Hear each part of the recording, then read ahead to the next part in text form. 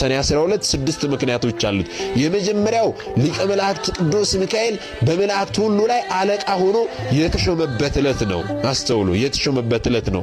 ሁለተኛው ደግሞ ግብጽ ውስጥ ቅዳሴ ቤቱ የተከበረበት ዕለት ነው፣ ወይም ደግሞ ቤተክርስቲያኑ ታንጾ የከበረበት ዕለት ነው። ሶስተኛው ምክንያት ደግሞ ቅድስት አፎሚያን ሊቀ መላእክት ቅዱስ ሚካኤል የረዳበት ዕለት ነው። ቅዱስ ባህራንን እንደዚሁ የጎበኘበት ዕለት ነው።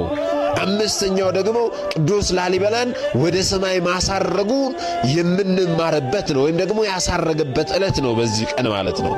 ስድስተኛው ምክንያት ደግሞ ለፍጥረታት ሁሉ ምሕረት የሚጠይቅበት ዕለት ነው ይህ ዕለት ማለት ነው። አስተውሉ እግዚአብሔር ቤተሰቦች። ስለዚህ በእነዚህ ስድስት ምክንያቶች ዛሬ ሰኔ 12 ቀን ላይ የገናናው መልአክ የሊቀ መላእክት የቅዱስ ሚካኤልን ዓመታዊ ክብረ በዓል እናከብራለን ማለት ነው። አስተውሉ።